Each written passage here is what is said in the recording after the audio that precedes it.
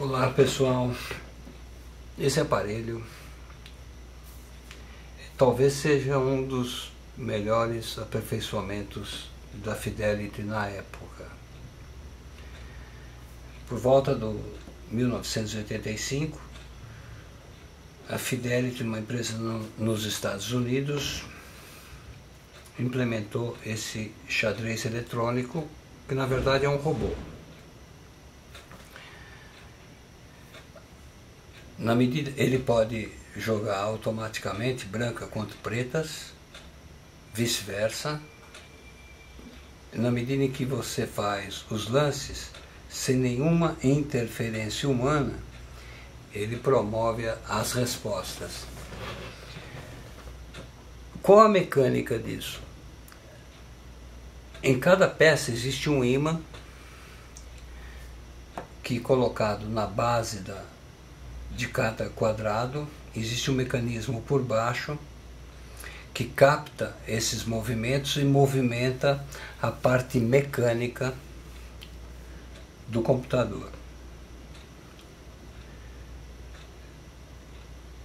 A melhor demonstração que se pode fazer sobre esse aparelho, que na forma que ele se afigura é raro nos dias atuais, ou seja, conservado dessa forma. Imaginem, uma tecnologia de 1980 ainda funciona. E para quem tem um rate de 1800, 1600, em partidas de 30 minutos vai ter que pensar alguma coisa para poder enfrentar esse aparelho. Então a sistemática é o seguinte, começando esse pequeno vídeo aula.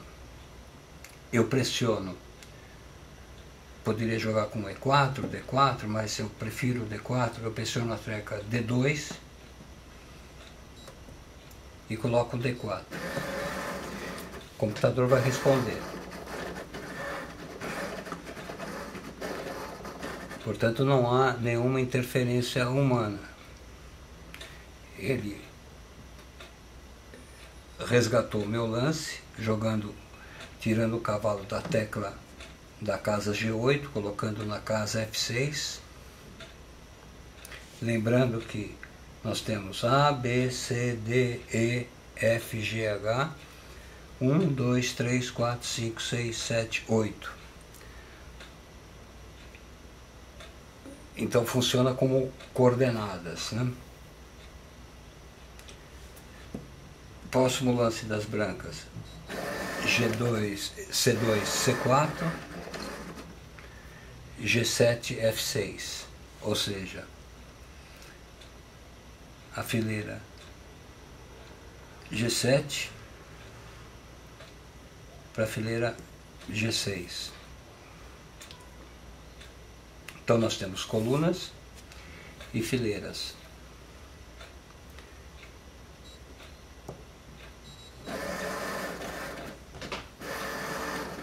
Eu tirei o cavalo de B1, colocou em F3, em C3. Ele tirou o bispo de F8 e colocou em G7. Enfim, realmente para a época que se discutia os xadrez dedicados, como a gente chama, dedicados porque ele só serve para jogar xadrez.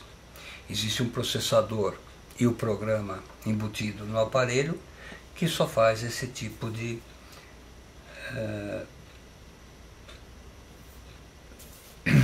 jogo. Que não se joga dama, não se joga outro tipo de jogo, assim, ele é destinado para jogar xadrez. Aqui nós temos um display, aqui indica se é a vez das brancas ou a vez das pretas. Aqui nós temos uma série de funções, como colocação de problemas, novo jogo, parar de processar, enfim, verificação das peças, uma série de opções. Aqui eu tenho uma infinidade de limites de tempo, eu posso jogar 5x5, 10x10, 30x30, partidas regulamentares de 2 horas por 2 horas. Enfim, foi uma sacada interessante da Fidelity à época, que mais vendeu xadrez eletrônicos na década de 80 e início da década de 90. Continuando, eu tiro de G1 e ponho para F3, estou dentro da abertura, e ele jogou D7 para D6, e assim sucessivamente. Ele pode jogar, como eu disse no início, apenas o computador contra o computador. E o interessante de tudo isso é que hoje em dia você, jogando no Play Chess, que são sites exclusivamente para jogos de xadrez, molecada, os jovens hoje não praticam mais em tabuleiros. A ideia desses jovens, desses que começaram a jogar xadrez, se prende a uma tela de computador, numa visão de 2 dimensões, o que não era uma prática no passado, porque os computadores efetivamente eram muito fracos. Para se ter uma ideia, o processador que tem nessa máquina é da série 65C02, quer dizer, um processador de 5 MHz. Hoje nós temos aí processadores com mais de 3 GB. Basta dizer os processadores utilizados em celular, quer dizer.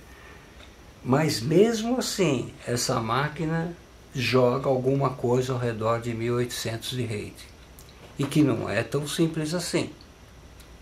Se você pegar um jogador mediano hoje, vai jogar em 1300, 1400 de rating. Ou seja, continua ganhando de 99% das pessoas que praticam o xadrez eletrônico. Então, em termos de robô, que você pode jogar um lance a máquina sem interferência do humano, nós tivemos a série da Fidelity, que em tese copiou um projeto da antiga Milton, que era uma empresa sediada na Inglaterra. Depois nós tivemos o robô do fabricante Excalibur, e nós tivemos recentemente, no passado, o lançamento do robô da Novag, que era muito valorizado, e atualmente o robô da própria Novag, uma versão mais econômica, mas que não tem essa qualidade de jogo. Eu vou fazer um lance aqui pouco interessante para ver como se processa a captura quando ele me captura uma peça.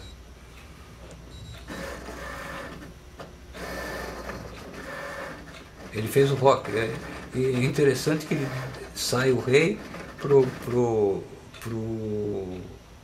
o rei para a torre se deslocar, né?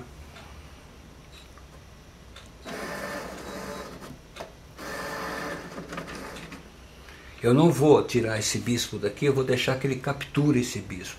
Vocês vão notar que eles vão colocar, que a máquina vai colocar esse bispo na casa específica que é destinada a ele, para que quando retorne um novo jogo,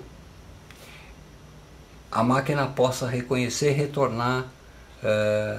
e retornar as peças nas suas origens, na sua origem primitiva. Obviamente, como eu saí da abertura, ele está pensando 7 segundos, 8 segundos, 9 segundos, 10 segundos.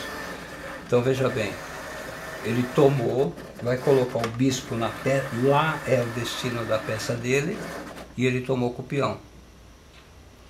E aqui eu vou fazer a mesma coisa, eu vou capturar esse peão com esse cavalo, e para a máquina aceitar, eu vou colocar o peão aqui, mas o peão, o destino do peão não é aqui, a máquina vai ajeitar